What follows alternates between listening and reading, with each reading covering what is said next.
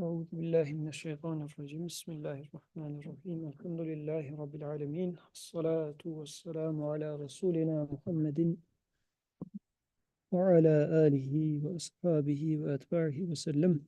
السلام عليكم ورحمة الله. So, questions from non-Muslim friends. This is our third session. And we talked about marriages of the Prophet in the first session. Last week, we talked about why are there different madhab within Sunni tradition? Are we supposed to follow one of them? If so, why? And then differences in Shia-Sunni practices was a follow-up question, which could even be further investigated by itself. Shia-Sunni differences, or if you would like to take it, conflict, why is it there? And many more questions. So today we will continue from... So we were here, madhahib, and then we'll do Shia-Sunni differences for today. Let me open up another one.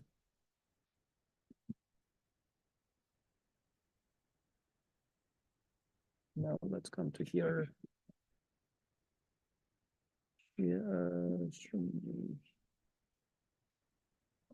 Okay. Okay.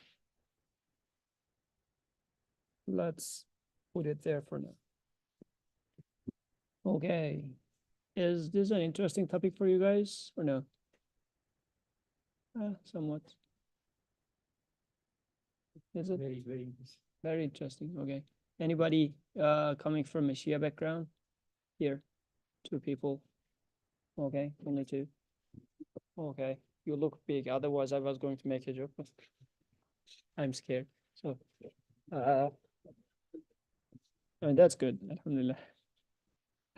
So, yeah, Shia-Sunni differences. So this is mostly like the way we started doing this was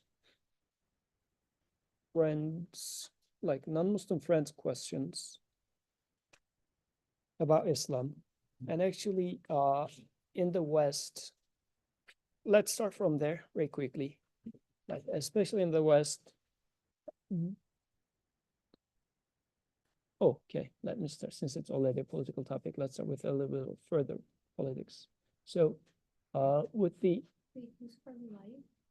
We are live, yes. And people can see my screen, I believe. Yes, they can. Okay. So, after the Enlightenment in Europe, with the Industrial Revolution, the colonialism happened all over the world.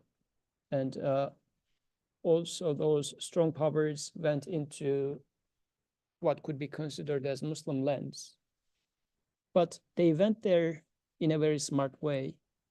Like when they were taking their soldiers or armies there, it's famous for Napoleon to do that, for example, but it's done by the Brits as well. So they took their scholars to those countries. And they studied this Muslim society so well. Because if you would like to rule those people, you have to know what are the, if you like, nerves that you can give some electricity to, so that you will nurture the conflict, okay? So, for example, even today in English, if you try to learn Arabic, the Arabic English dictionaries you use would be from those scholars who investigated Quran so well that they have written those large volume dictionaries, Arabic dictionaries. But the purpose of those scholarships were not to learn Quran or study Quran. The point were to learn them so well that how we can manipulate them. And this is why the idea of Orientalism came about to be, if you have heard about that term before. But that's why you will hear a lot Shia-Sunni conflict from people from the Western society, because this is something that has been utilized a lot. Of course, it did not become a thing after Westerners start picking up on it. but it already had the potential to be like abused anyways. But in the Western world, this is why a random friend of yours, if some topic about Islam is going to be brought up, this is going to be one of the topics that would be there. Okay, so it has been used a lot, still is being used a lot. And then Iraq, although Shia majority, was being ruled by Sunni minority, which was put there by United States, which is then hanged by the United States to give the ruling back to Shia. And then Iraq is a mess right now because of all those, how from outside somebody supposedly brought them democracy and whatnot. So it's a pain. This conflict is problematic and it's being abused. So we need to understand where this conflict, or what are the different facets of that conflict. So I might here and there enter to history, but I will try to make it from a practical point of view for myself. I might be right, I might be wrong, so please correct me wherever you say I'm wrong. So if you think about the historical roots of the matter, like the Imam Ali's leadership versus historically what Abu Bakr and Umar becoming the caliphs before Imam Ali, which is generally being shown as the root of the conflict. I mean, historically, we know that Imam Ali didn't give bay'ah to Abu Bakr radiallahu anh for 6 months. That's known.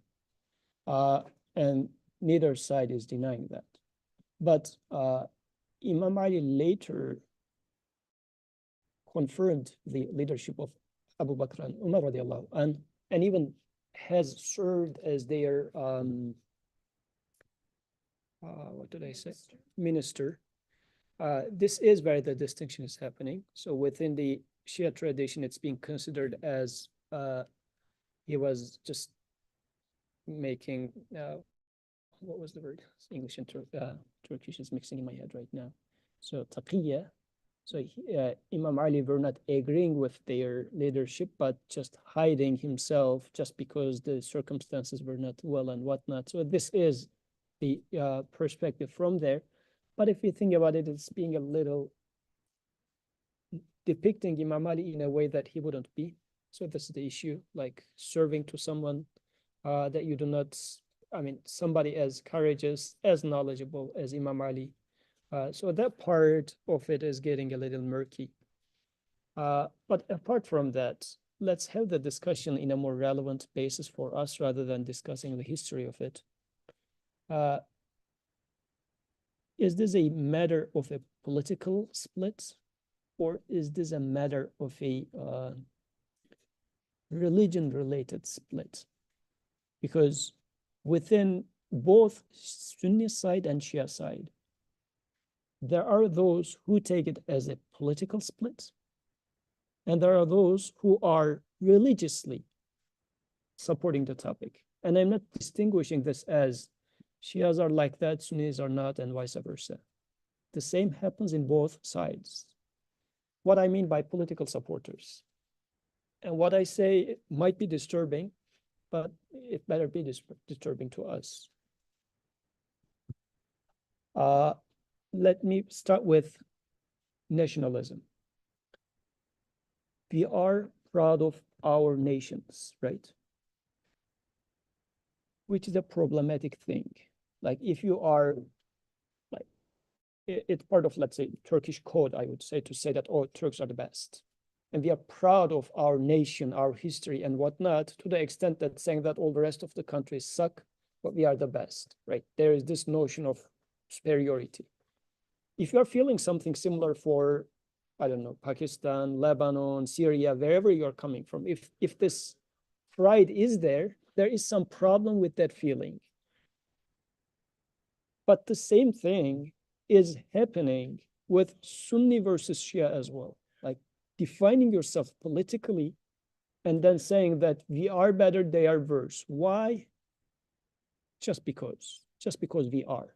Like, even if there were no reason, we would say that we are the right group, and I just want to be in the right party, as Trump would say, like, I don't like losers. Like, whatever side I am, they have to be the right guys. That sort of an attitude is a political fanaticism. It could exist, and actually it does exist in both sides of that split. So there are Sunni who are supporting as if this is my team, like Eagles versus, I don't know, I have no knowledge of soccer. Ravens, Eagles versus Ravens. So I am supporting this team, you are supporting that team, your team sucks, our team is better. That sort of a political split is there, which doesn't have any basis. And if you are supporting, like, since majority here are Sunni, if you're supporting Sunni tradition with that, you are going to be doing wrong. If you are supporting Shia with the same reflex, still you're going to be doing wrong, per my conclusion, because politics, why? Let me also give you the description for that. Politics is based on power, not about truth. And you are, like, what is the basis? If I say that, Mahmoud, you're from Pakistan, your family, if I say Turks are good, Pakistanis are bad, and I can find you a lot of Turks who would think exactly like that without any exaggeration. And those are going to be religious Turks. From your end, you would say that very probably, I mean, I'm sure you would think that, where did you come up with this funny idea? What makes Turks better than Pakistanis? Or even you might think other way around. You might even say that, like, your country is a secular country. We are Pakistan, Islamic country, like we are an Islamic Republic of Pakistan or whatever. We are even better than you are. Might be what's going on in there. So there's no truth, no basis in either sides of this. It's just based on this nationalistic reflexes. Same thing applies for Shia-Sunni split. And if this is the matter, I think there's no point of even talking about that. Both sides of that party is equally nonsensical of a conversation, I would say. Do you have a question there? I had a comment. Comment, go ahead. Yeah, I was also gonna say that we support, like, our countries, or like the sects we belong to, on the basis of, like, birth, by virtue of birth. So if somebody's saying, like, there is no better country than Pakistan, I know for a fact if they were born in Armenia, they would say that about Armenia. Yeah. And especially for Shia Sunni, like, that's what it is, like, people are just so diehard Shias or diehard Sunnis, and they just don't think there could be any other option. And it reminds me of the attitude that is being constantly repeated in the Quran, where it's like, oh, how can we leave this? It's our parents' religion. Our dad supported this. Their dad supported this, So it's the same thing going on. Yeah. Here, so if we are talking about that type of blind following, and it's not only on one side, it's equally wrong. So let's put it this way. So to ease of terminology, I will use it for Shia. The same thing applies for Sunni as well. There is Shia of Siyasiyya, like the political Shia, and then there's Shia of Wilaya, which is the sainthood or religious based Shia. Same thing applies to Sunni as well. Sunni of Siyasiyya, like the political Sunni, and then Sunni, like following this school of thought because of religious or sainthood related reasons. Okay. For the political side, I don't have anything to say really. To me, it sounds so stupid of a fight from the very beginning. Go ahead. I have a question about Wilaya. Isn't Islam about every detail about our life? Is it politics, the science of how we as a collective run our lives?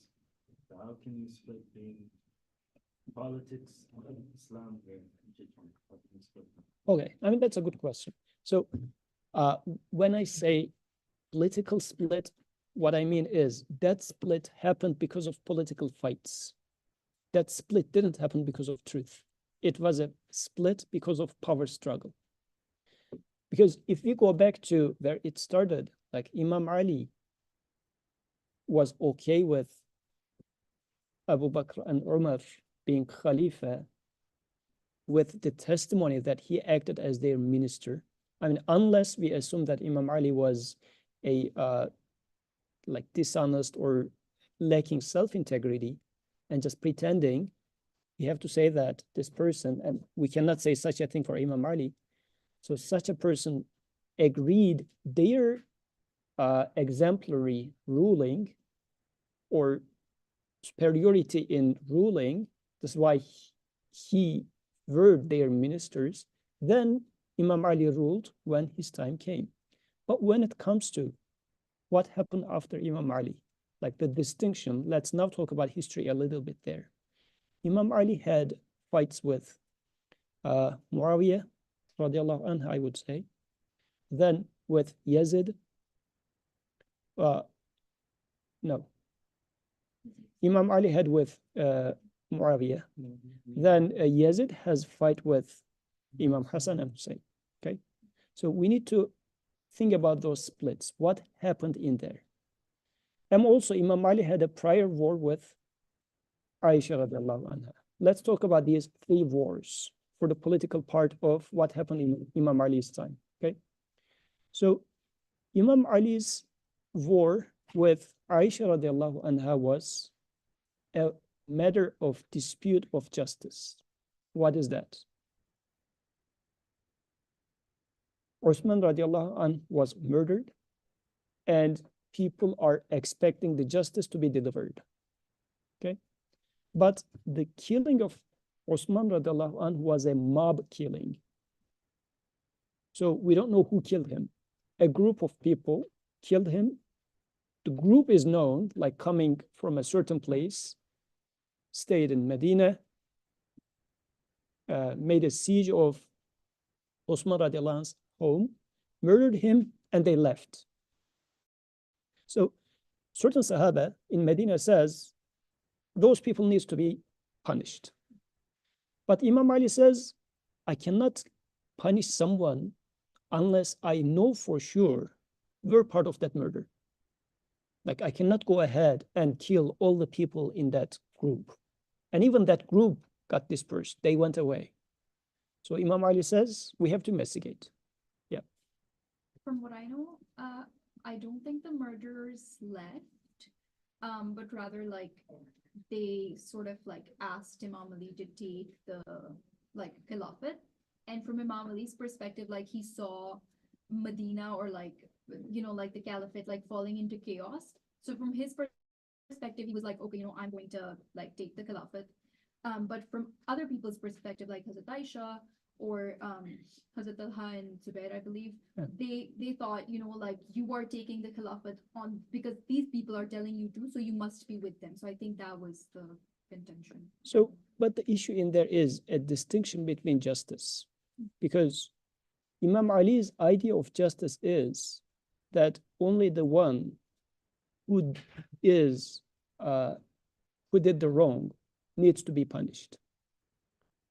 But since we don't exactly know who did what was wrong in there, from the other side though, Sahaba makes another judgment, and they say, well, we are not living at the time of Prophet, and the justice that we need to apply here is that the whatever group needs to be punished.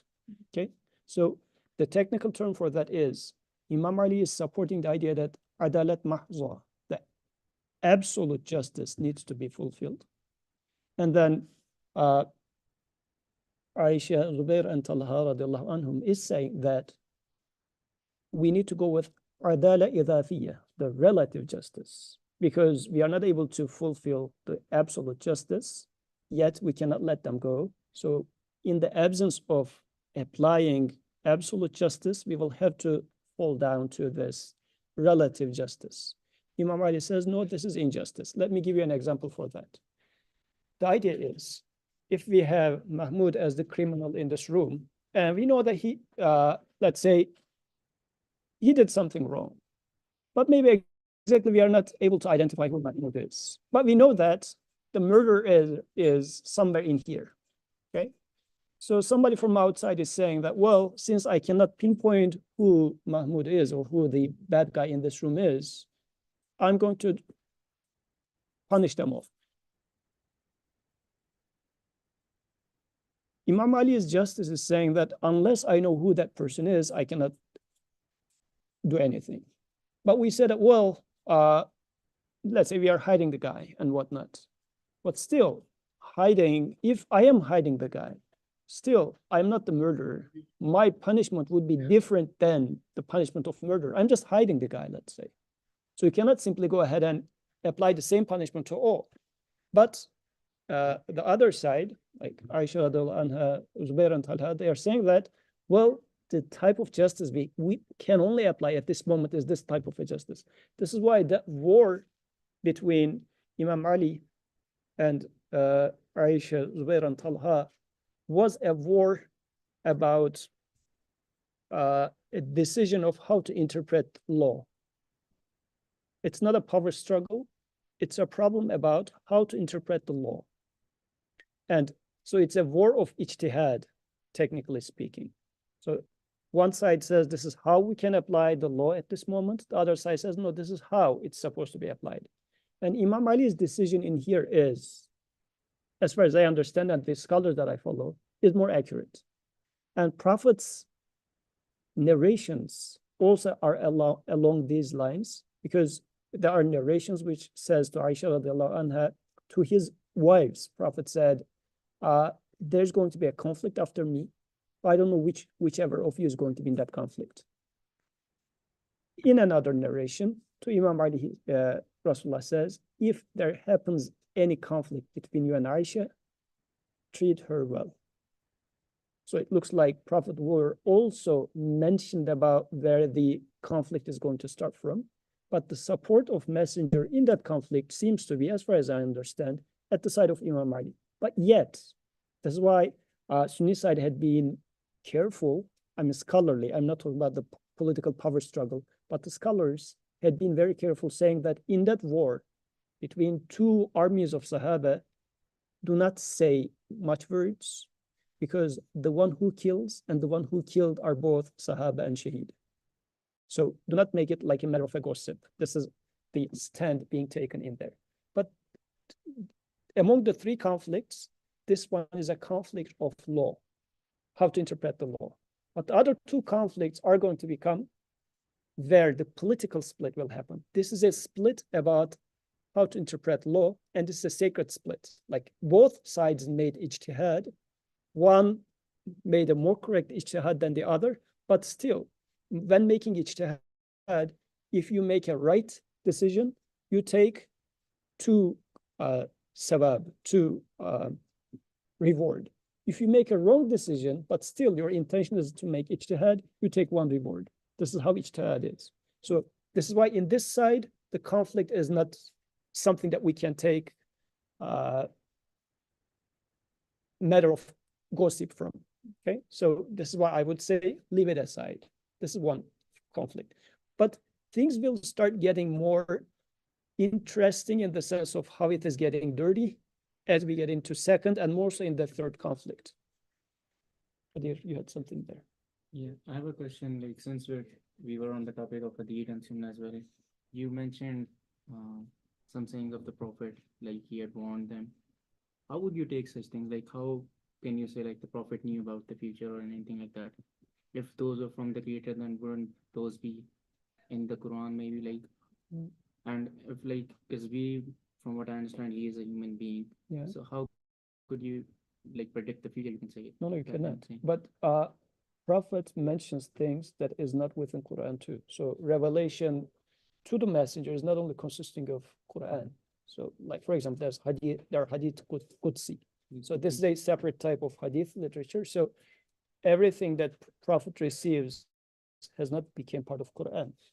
So that's a totally separate thing. So Prophet were given, like for example, a very famous narration that everybody knows in the Battle of Khandak, like the what's English for that? Trench, the Battle of Trench, and there had this huge rock. Prophet hit the rock, and then That he says, "Oh, the keys of Yemen is given to me and whatnot." So was it a prediction or was there revelation? It's not part of Quran, right? So there is the Creator gives instructions to Messenger, which is other than Quran. That's a separate topic. When it comes to the second issue, the conflict between Imam Ali, now he is the Khalifa, and now Muawiyah. This is again something that would be disturbing. The distinction between Imam Ali and Muawiyah radiallahu anh is, Imam Ali said, and his stand has been that rulership, as historically had been within Islam, is being done with the election from within society. Unfortunately, nowadays, we take the Medina administration as a state, as we know of it today. Like, for example, for the state itself, it's okay if a soldier dies and whatnot. State is above individuals in our understanding, especially more so, like this is how it is in Turkey. I'm pretty sure this is how it is in Pakistan. America seems to be a little different, but still the same. State is above any individual. And anybody's life can be sacrificed for the sake of state. Islam was not such a state. In the case of Prophet, it was the revelation. It is Islam that is the message that is in there. That's a huge difference. Trying to prioritize the state itself is a big, big problem. In the case of Muawiyah radiallahu anh, what happened there was, he said, let's make this state into a kingdom, because we need the power of the state to distribute the message. We need to support message of Quran with the power of state. Which sounds very true, right? Let me tell you the today version of it. We need to be rich so that we can distribute the message of Islam. What happens eventually with that is power starts becoming more important than the message itself. So it's a poisoning attitude eventually. This is what happened with Muawiyah radiallahu anh attempting to take this route and turning Khilafah into and this is how it started, and eventually it ended up being like this, into a kingdom. This was the conflict in there. Like, which was the first conflict? Imam Ali versus Aisha radiallahu anha. It was a conflict of how to interpret law. So it was a religious reason. The second one is, one side said that we need to support religion with the power of the state, with the power of the kingdom. But it's a poisoning thing. Prophet never had a palace. Prophet lived like common people. Like they would come and talk to Prophet directly. Like that sort of a relationship was valid for the messenger himself and for the caliphs too. They were the servants of the people. Like Prophet and the four caliphs were the servants of the people. But when administration became a kingdom, rulers became kings, living in palaces. And even it became to the point that if the king lives in a good palace, it is our prestige. Even the people started accepting this nonsense idea. Like in Turkey, for example, we have a palace for our prime minister, whatever is he called. And probably every state has such a thing. And people, with my tax money, that house is being bought, while I am living in a bad house and whatnot, still the poorest says, no, still, it's our prestige, so they have to live in a good palace. Such a crooked idea. This is why I'm saying that the supporting or being proud of your state is nothing but pure ego. This is why it is wrong. If I am saying that I am better than Kadir because I'm more handsome, if you take this as egotistical and nonsense, same thing applies to state-wise ego. And if I am saying that, of course, it's my prestige, I have to wear well. This is an egotistical attitude. Same thing applies if you apply the same to the state level. This has nothing to do with God consciousness. Religion means God consciousness. That was the big split, or I would say big mistake, that was done by the Muawiyah, and this is how Umayyads start deviating. And it ended up very bad, but this is where it started.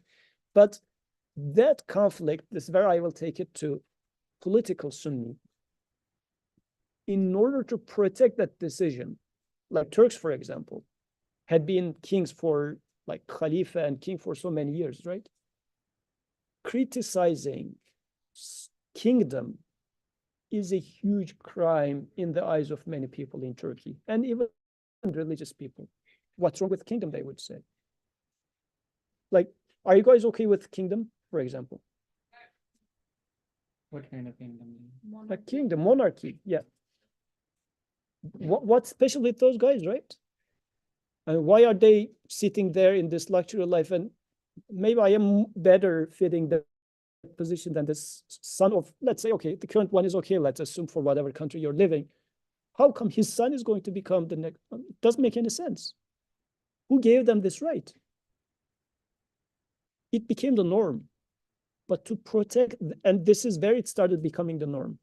This was the issue, and Imam Ali saw this coming. This is why he had the conflict with Muawiyah radiallahu anh. But still within Sunni tradition, he is called radiallahu anh because, as I have been trying to explain, Sahaba's importance. Sahaba is not unfaulty. Sahaba do make mistakes, but I need to learn from their mistakes. I cannot chop off Sahaba. If you chop off Sahaba, you get disconnected from Prophet ﷺ. This is very, very, very important. Let me underline this. I didn't give you were raising hands. I'll get back to that, but I didn't want to cut it off. Sahaba is so important, folks.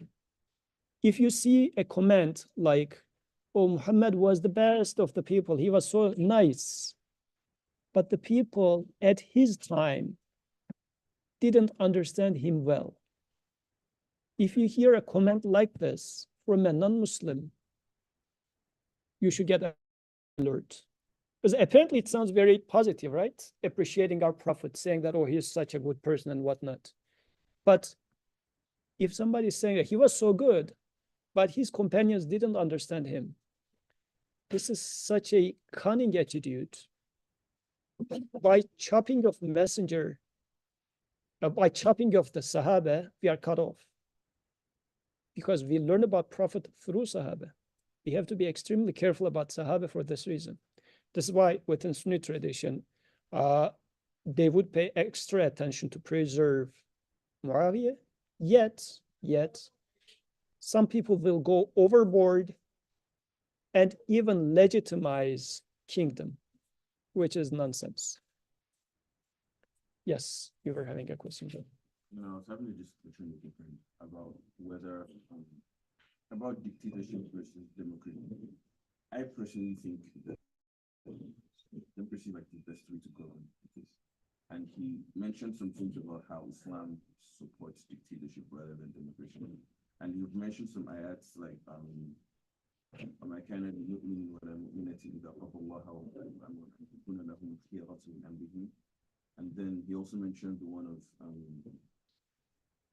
فلا وربك لا يؤمنون حتى يحكموك فيما شجر بينهم ثم لا يجدوا في أنفسهم حرجا مما قضيت ويسلموا تسليما. And then he mentioned like a bunch of ayats basically and وأطيعوا الله وأطيعوا الرسول وأولو الأمر منكم.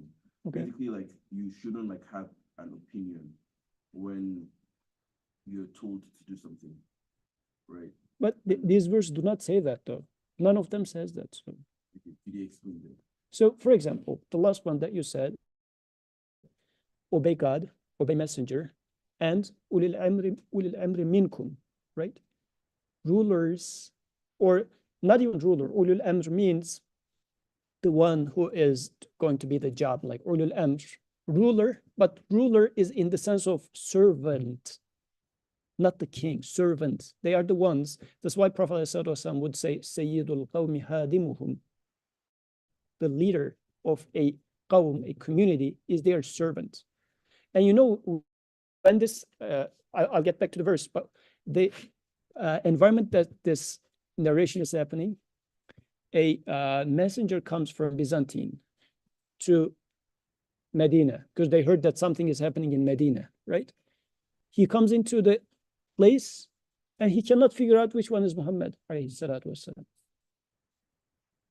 Can you imagine this happening? Like you will enter to a president's office or something like this, and you're not able to know which guy is the president or which one is the king.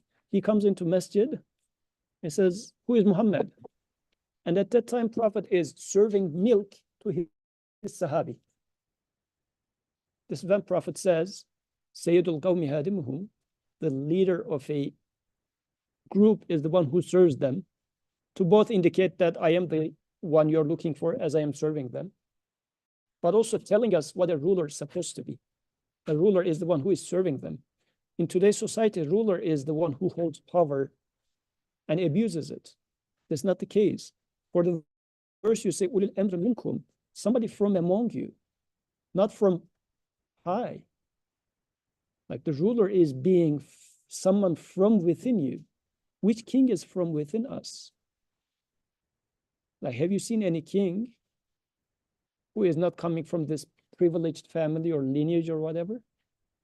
It's not from within the people. So such an interpretation, I mean, there are interpretations of such verses which is taking it as, oh yeah, of course, I am the ruler, and Quran says, obey your rulers, so you have to obey me. But I have to ask the question to that person, are you from among us? I mean, you have always been that ruler. You are the son of such and such and such. You have never become from among us. How dare you are ruling me, to be honest. And even in the guise of democracy, even in America, what are the options you are choosing out of?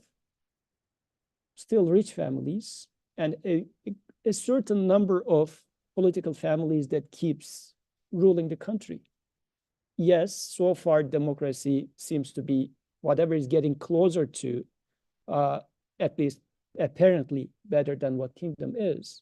Yet, even American democracy is so much messed up. So Quran is in no way supporting kingdom, no way. Yes. Also, isn't Ashura like literally about democracy and how Islam supports like everyone electing the one whoever like rules above everyone? And Prophet's application for that was in the Battle of Badr, which is a life or death situation.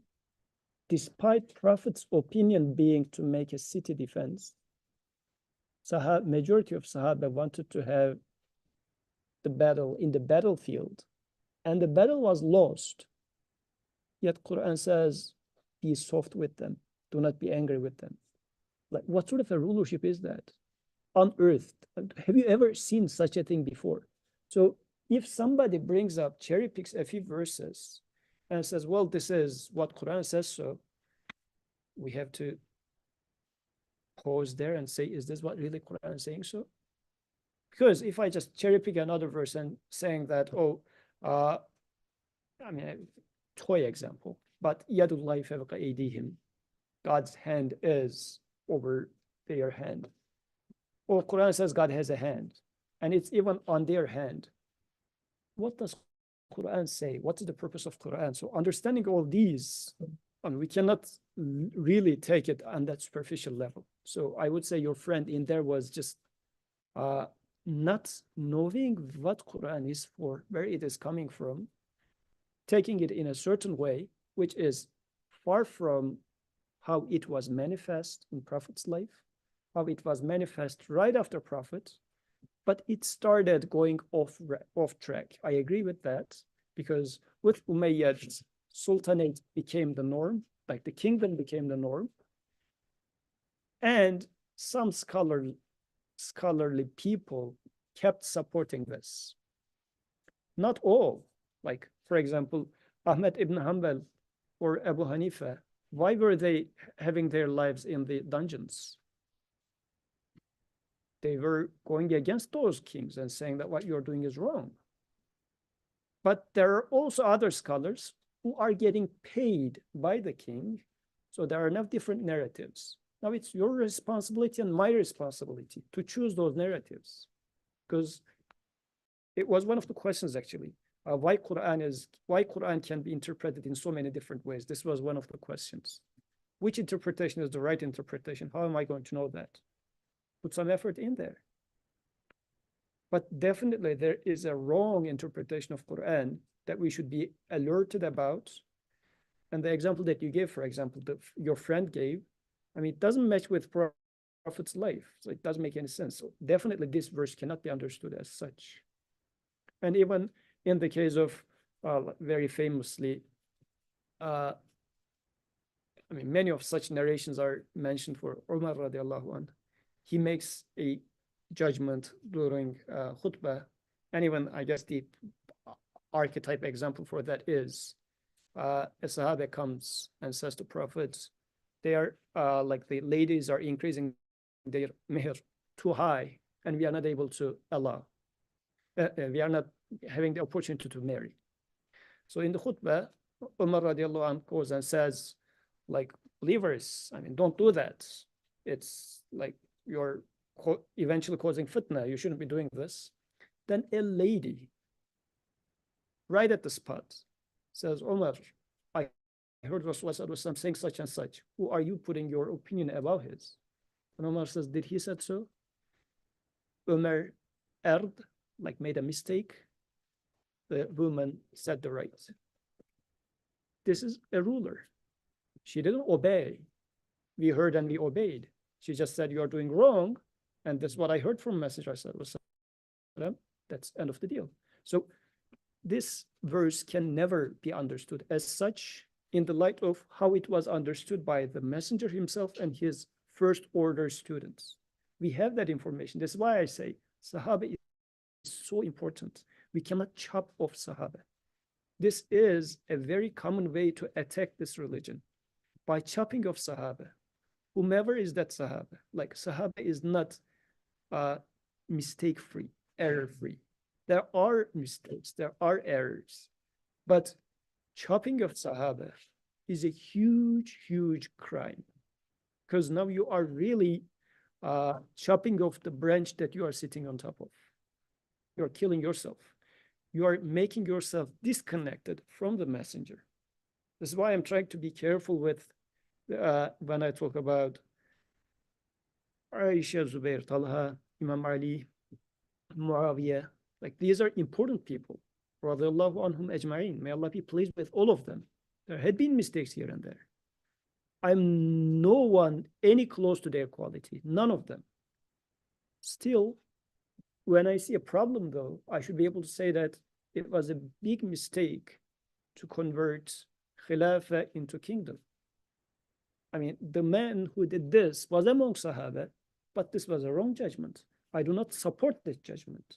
I'm against this judgment. Eventually, it became bad. But because of political Sunni perspective, you would find a lot of people, political oriented, who is yearning for power, would saying that, no, it was right. And which is then legitimizing political Shia to say that if this is the nonsense, here is our nonsense. Then the nonsense starts fighting. It's equally nonsense. So throw it away. That's what I am saying. You were saying something. So I was gonna say, from what I know or understand, Muawiyah fought with Imam Ali first in Jang-e-Siffin because of Hazrat Usman as well. Because he also wanted, his claim was that, like, you should punish those people, you're not punishing those people. And then after Imam Ali was martyred, I believe he got the government, but he wasn't elected. But in Islam, like, if a government isn't like legitimate, you can either support it if you don't want anarchy, but if you riot, like, you that's also valid, because that isn't a legitimate government. Imam Hassan said okay to Muawiyah because he didn't want anarchy. And because, like, of course, like, they also saw Muawiyah as a Sahaba, and like, they didn't see him as like that evil that we do now. you know. But with Yazid, it was different because that was the start of monarchy. Now my son will do this. And Imam Hussein also didn't riot, but he was seeing the situation and might have rioted. That's what happened. But it's so interesting that like a lot of this conflict comes down to how we interpret things, right? I watched a movie on Imam Ali like really long ago, and they showed that in Jang-e-Siffin, like Muawiyah's followers like brought the Quran on those spears, and they were like, look at them, like they were scared. They knew they were gonna lose, so they brought it on the spears because they knew Imam Ali wouldn't fight them then. And I was listening to a scholar, and he was like, you know, they brought the Quran on the spears because Muawiyah was saying, let's turn to the Quran to solve this problem. Those two interpretations are so different, you know, and Yeah, they yeah. show Muawiyah in very different lights. And there are going to be thousands of different apparent causes. Like, for example, they say the First World War happened because a Serbian soldier killed Austrian prince. This was just where it started. I mean, this is not the cause. Like, it was already, Europe was already ready to get into a fight. They were looking for an excuse. This is just the excuse itself. What I'm trying to say here are the underlying motions that are happening in there, not what apparently caused those fights. Imam Ali's fight with Muawiyah radiallahu anhu was a fight of are we going to support, like, is the religion is going to be supported by the truth of Quran, or is it going to be supported by the power of state? Because the idea of power of state is where it becomes worldly now. You are starting to give priority to power, worldly power, over the truth itself. This was Imam Ali's objection in there. If you look at the big picture, what's happening, I'm not talking about individual instances of what's happening. But when it comes to Yazid versus Imam Hussein, now this is where things are starting to become Arab nationalism. The problem now is not kingdom. The problem is Arab nationalism. If you're coming from Turkey, Iran, Pakistan, take your nationalism, replace it with Arab nationalism. But this is what started happening from there on.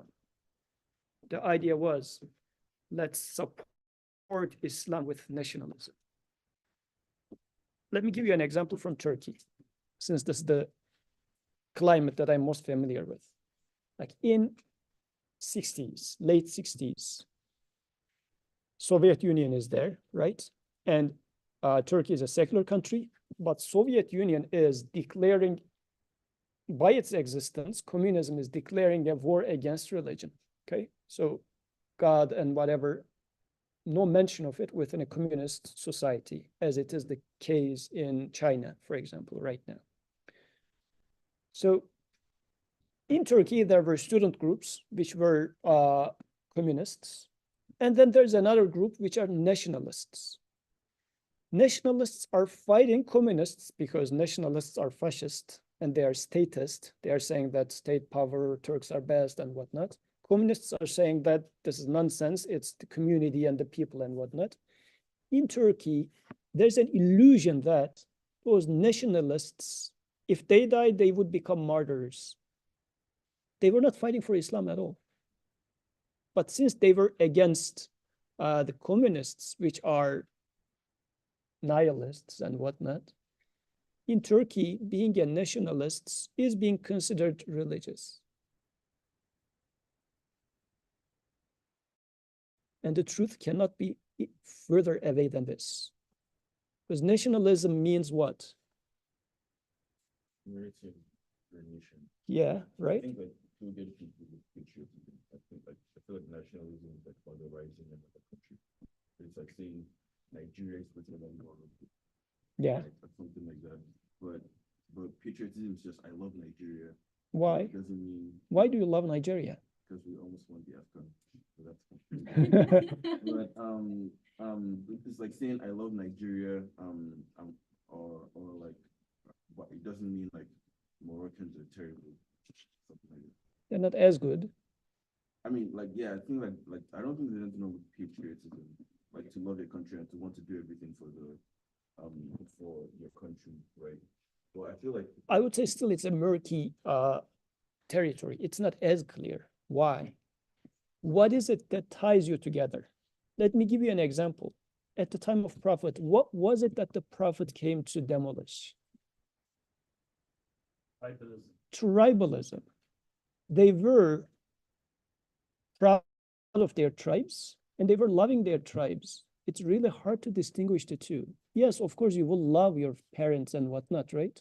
But if you are starting to feel like, I love it because I ended up being in here, there starts some problem.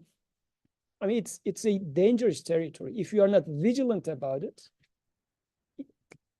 this is where you will end up there. I reminded you of this before, but let me do it again.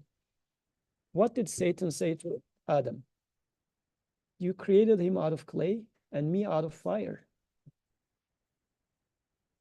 So he was superior, he was better than Adam, he thinks, because he is made up of something better. You know, like Nigerians are made up of something better than Moroccans. This is why you're Nigerian. I mean, it's mind-blowing, but I hear this a lot. People say, Alhamdulillah, I am Turk. This is a very dangerous thing to say. Why? the presumption that Turkey is better than something else. Satan says the same. But I feel like you still love Turkey and want to do everything for Turkey. But what makes Turkey different than Pakistan? If it was, Turkey was something all about, let's say, as the time of Prophet, delivering of the message to people. This was the Medinan administration. The Prophet's purpose, it was not a state for fulfilling, or it's a state for, again, per today's khutbah, Prophet was a messenger. He was not a king. He was not a, his point was to deliver message to people, to save people's eternal lives. For such a cause, you will love that cause, yes. You will die for that cause, yes. But this is not what we think about as states today. Today's states are nation states. They have nothing to do with that goal at all. There might be bits and pieces of it, but there are many more absurdities in there. So this is why I would say it's a, at least for now, be careful about it is what I would say. Be careful about it. Coming to the third fight, sorry about that, but we are running out of time. For the third fight, it was about that nationalism versus truth. With Yazid started nationalism creeping into the religion. And this is substantially opposing the idea of revelation. But unfortunately, it also became acceptable over time. This is why a Turk, even a religious Turk today, is able to say, Alhamdulillah, I am Turkish. This, I mean, if you hear such a thing, maybe if you hear it for Turks, you're feeling a little goosebumps, but just change it for Pakistan. Alhamdulillah, I am Pakistani. Alhamdulillah, I am Moroccan. If it's sounding okay to you, there's a problem there. And this is why after Prophet, 30 years later, people started getting back into this tribalism mindset. This is the issue.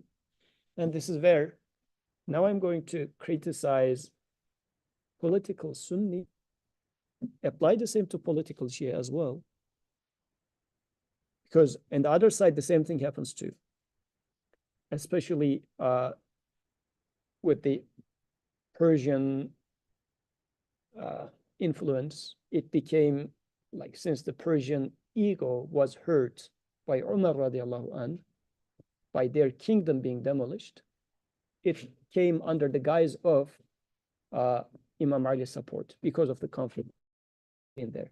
But still, the root cause of that split, I'm again talking about the political split.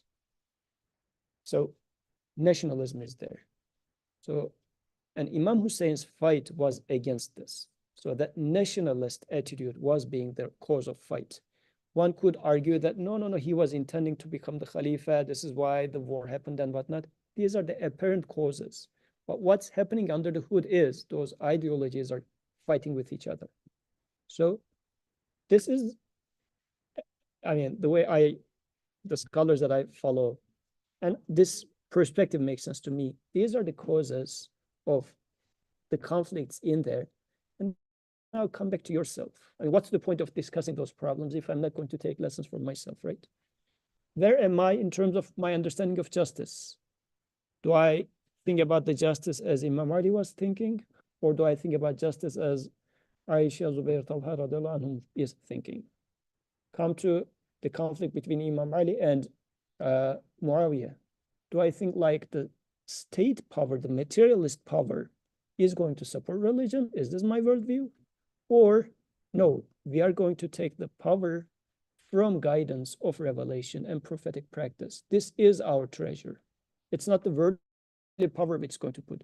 Because if you take the worldly power as the core, you will put your efforts in here. And then you would say, oh, a few people, yeah, you become religious scholars, but smart guys, you go and become mechanical engineers so that we make the next best whatever planes and attack them. I'm not saying one shouldn't develop defense industry, but it becomes your priority. This is the problem, because your worldview is saying that if we are strong, then we are right. This is not an Islamic thing at all. And the third one is Imam Hussein versus Yazid, and this was a truth versus nationalism, and nationalism has no room in Quranic perspective. So Imam Hussein was definitely right in that position. Yet, why did the Creator allow this to happen as it is? Becomes an important question. Let me see if my guy is here. Yeah, Zara kept asking that question.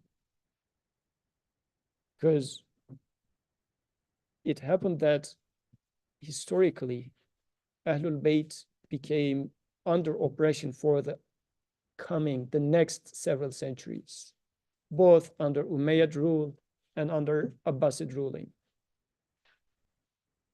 which is another important question to discuss.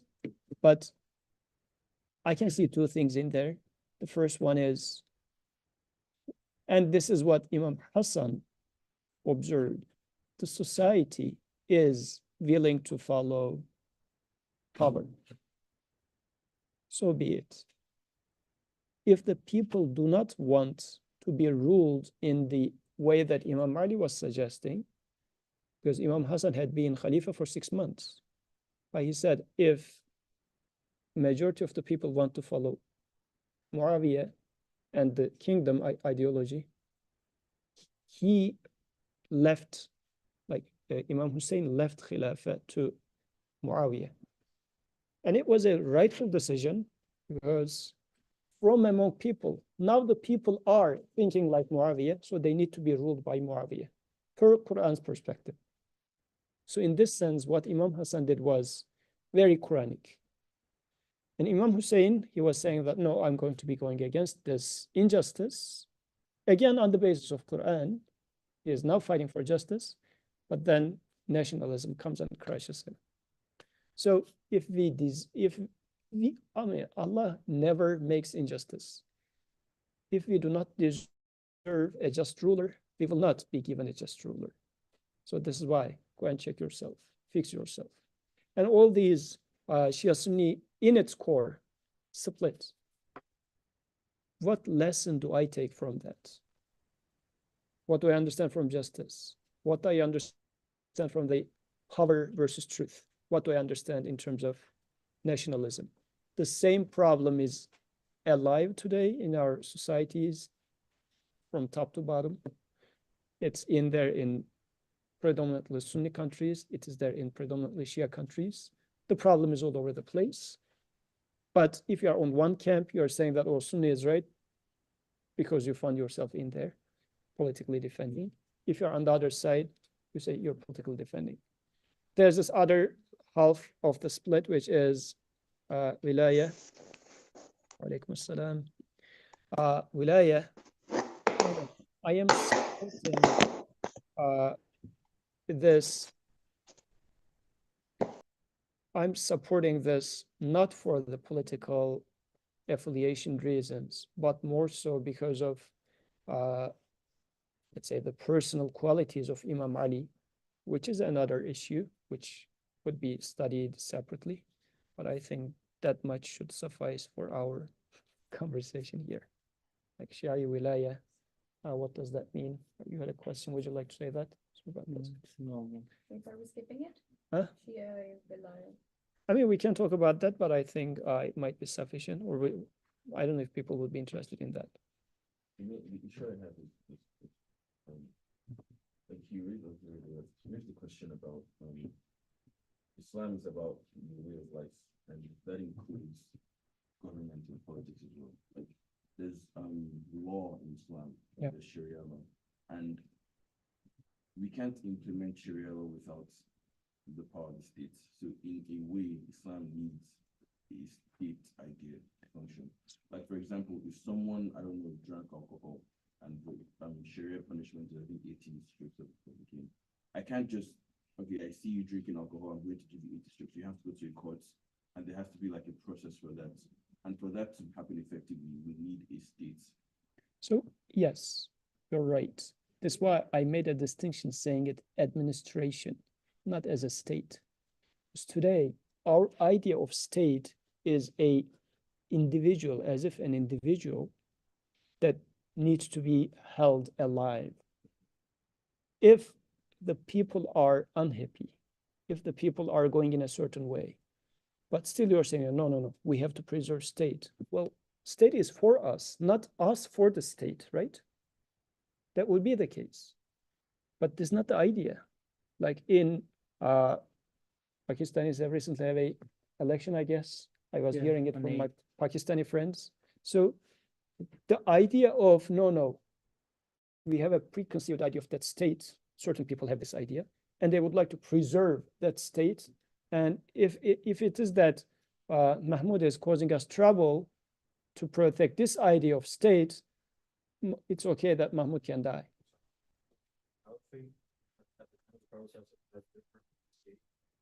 Yes. No, not as we understand of state today. I mean, they had army at the time of Prophet also. They had army, and people were coming and asking to Prophet to be a judge between them. There were courts in this sense, right? But the idea of state, as we talk about it today, is this.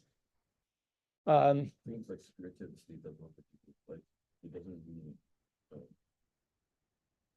kind of mentality where it's like you put the states above everyone else. But I think what you're trying to say is like Islam like puts everyone on the same level. And like Islam puts everyone on the same level, and the purpose of people is not a luxury life either. Like today, what's the purpose of states if they are not abusive? To offer a good life to the people. And by good life, we mean prosperous, having a house, 2 cars, and everything, right? What is the purpose of Islam? To offer you eternal happiness. This is a huge difference. Because if in my life, not living in a comfortable house, yet having a eternal happiness, if I'm going to make a choice between the two,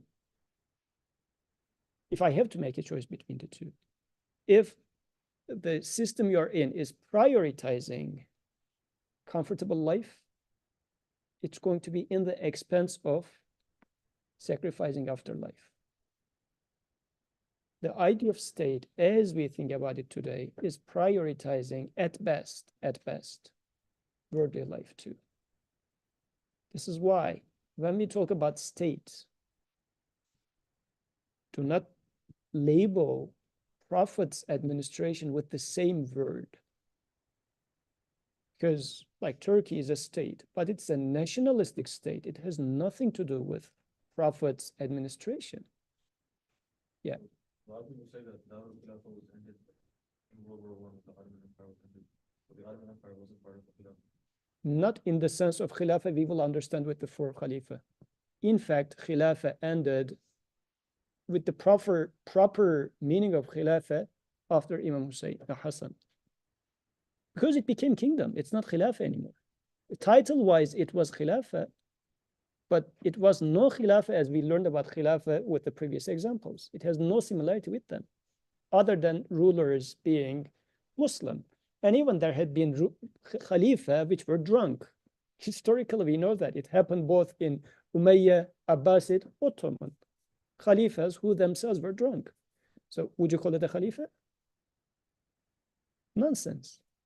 So, but to preserve this national idea or patriotism of whatever.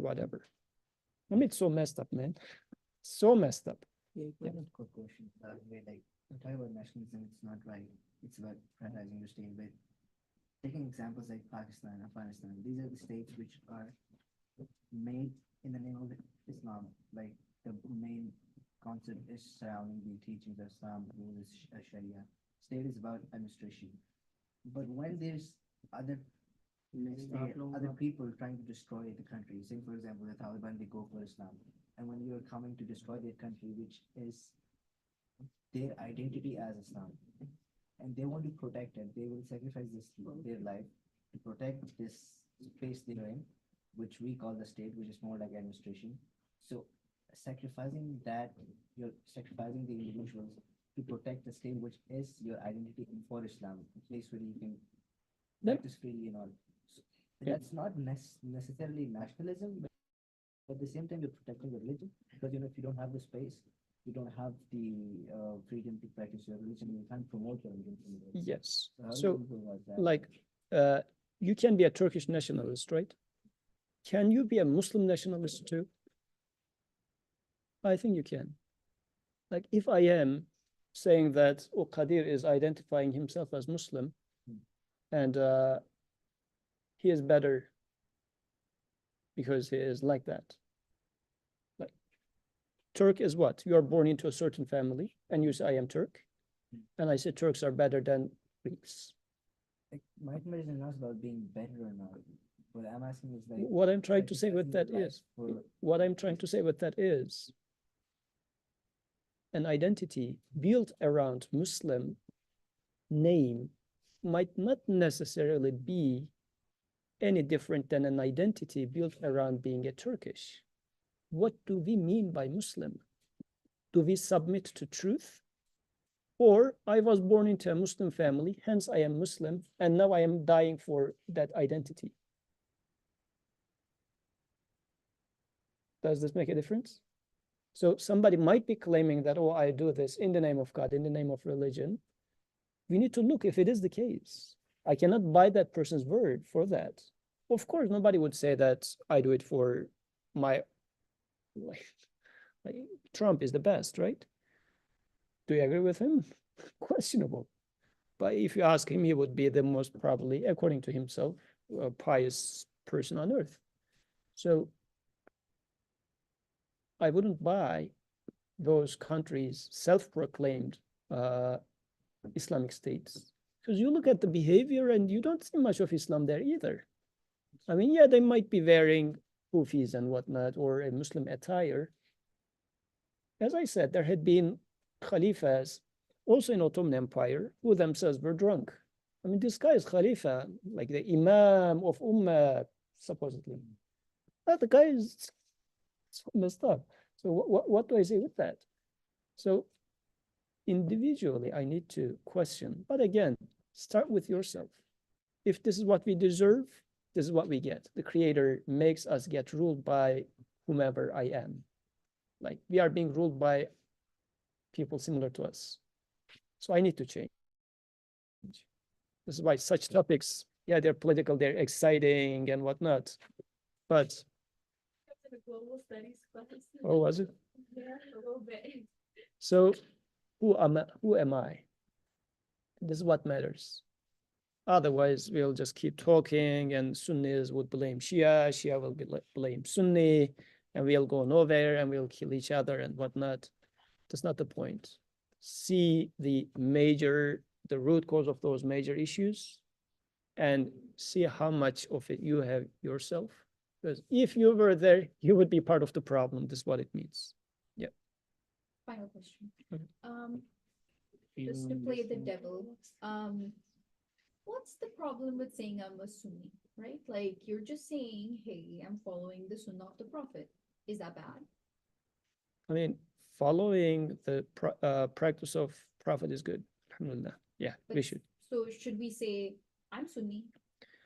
I mean, again, in this sense of the word, it's a political identity. If you find value in that political identity, that's an issue.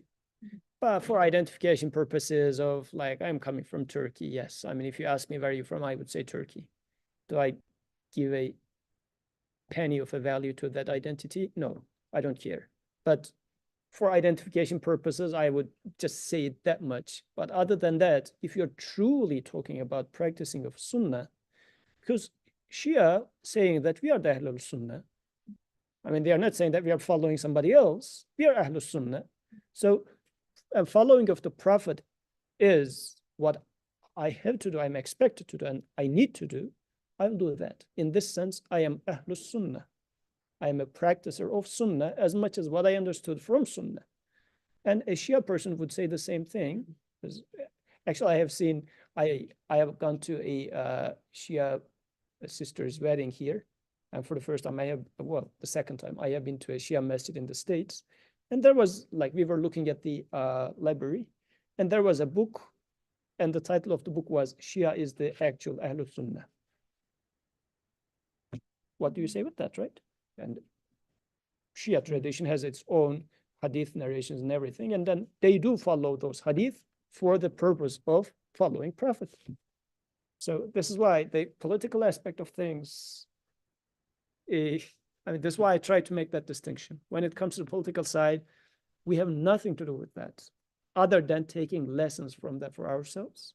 But for the now religious side of the matter, like which one is right, I would like to find the truth. It's a separate conversation.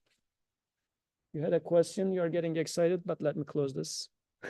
This is a big one. Okay, It's a your very big question. controversial question. Okay, so let's leave it to a later time. سبحانك لا علم لنا إلا ما علمتنا إنك أنت العليم